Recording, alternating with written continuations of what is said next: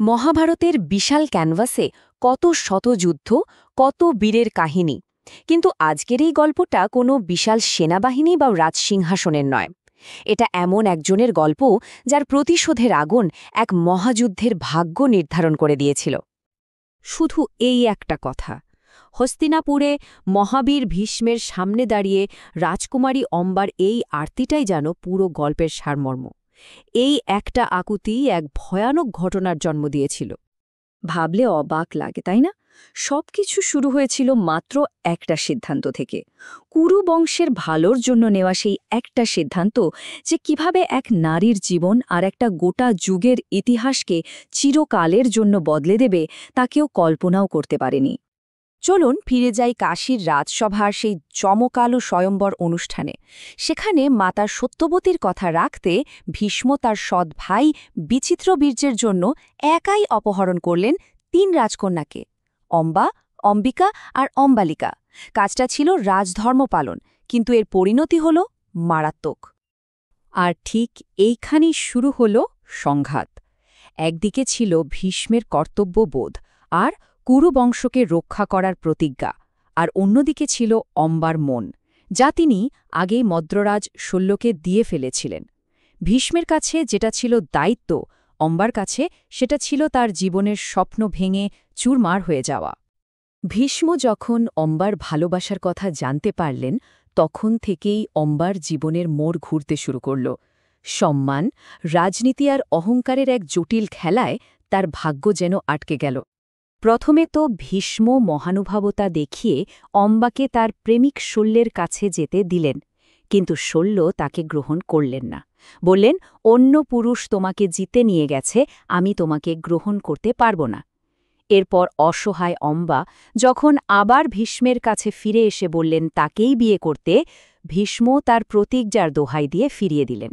ভাবুন তো একবার, অম্বা তখন কমপ্লিটলি একা, অসহায়। আর এই উপলব্ধিটাই অম্বার সমস্ত দুঃখকে এক মুহূর্তে বদলে দিল বিকানত তীব্র ক্রোধে। তিনি বুঝতে পারলেন তার জীবনটা আসলে ভীষ্মের প্রতিজ্ঞা আর শল্যের অহংকারের বলি হয়েছে। তার ব্যক্তিগত কষ্ট থেকে জন্ম নিল এক সর্বনাশা প্রতিশোধের আগুন। ন্যায় পাওয়ার জন্য অম্বা এমন একজনকে খুঁজতে লাগলেন, যিনি পরাক্রমী ভীষ্মকে চ্যালেঞ্জ করতে পারেন। কিন্তু কে করবে এই অসাধ্য সাধন? অবশেষে তিনি পৌঁছালেন এমন একজনের কাছে, যিনি শুধু ভীষ্মের সমকক্ষ নন, তিনি ভীষ্মের গুরু, মহর্ষি পরশুরাম। পরশুরামের সামনে দাঁড়িয়ে অম্বার এই প্রশ্নটা যেন একটা ছুরির মতো বিঁধে গেল। ধর্মের রক্ষক হয়ে তিনি যদি এই নারীর কান্না না শোনেন, তাহলে সেই ধর্মের দাম কি? এই একটা প্রশ্নই পরশুরামকে বাধ্য করল নিজের প্রিয় শিষ্যের বিরুদ্ধে অস্ত্র তুলতে। এই যুদ্ধটা কিন্তু কোনো সাধারণ যুদ্ধ ছিল না। ২৩ দিন ধরে চলেছিল এই লড়াই, গুরু আর শিষ্যের যুদ্ধ। দিনের পর দিন ধরে এই লড়াই আরও বিধ্বংসী হয়ে উঠছিল। সাধারণ অস্ত্র থেকে শুরু করে এমন সব দিব্যাস্ত্র ব্যবহার হচ্ছিল যা পৃথিবীকে ধ্বংস করে দিতে পারত। আর যুদ্ধের ২৩তম দিনে ঘটল সেই ভয়ঙ্কর ঘটনা। ভীষ্ম এমন এক অস্ত্র প্রয়োগের জন্য প্রস্তুত হলেন যার নিমেষে গোটা সৃষ্টিকে ধ্বংস করে দিতে পারে, ব্রহ্মাস্ত্র। এর মানে ছিল চূড়ান্ত বিনাশ, সবকিছুর শেষ। যখন মনে হচ্ছিল যে পৃথিবীটা বুঝি ধ্বংসই হয়ে যাবে, ঠিক সেই মুহূর্তে ঘটল এক অবিশ্বাস্য, এক অলৌকিক ঘটনা। স্বর্গ থেকে সরাসরি হস্তক্ষেপ করা হলো এই বিধ্বংসী যুদ্ধ থামানোর জন্য। ভীষ্ম যখন ব্রহ্মাস্ত্র প্রয়োগ করতে যাবেন, ঠিক তখনই অম্বার আর্তনাদ যেন স্বর্গে গিয়ে পৌঁছাল। প্রকৃতি ভয়ঙ্কর রূপ নিল, আকাশ কালো মেঘে ঢেকে গেল, পৃথিবী কাঁপতে শুরু করল। স্বয়ং ভগবান শিব প্রকট হলেন। তিনি এসে ২ ধার্মিক যোদ্ধার এই বিশ্ব ধ্বংসকারী যুদ্ধ থামানোর আদেশ দিলেন। তার কথায় যুদ্ধ তো থেমে গেল, কিন্তু অম্বার মনের আগুন, সেটা তখনও দাউ দাউ করে জ্বলছিল। যুদ্ধ থেমে গেলেও অম্বার লড়াই থামেনি। তার প্রতিশোধের ইচ্ছা আরও তীব্র, আরও দৃঢ় হল। এবার তিনি তার আরতি সরাসরি ঈশ্বরের কাছেই রাখলেন। দৈব হস্তক্ষেপেও অম্বার সংকল্প একটুও টলেনি। তার লক্ষ্য ছিল একটাই, ভীষ্মের পতন, নিজের অপমানের বিচার।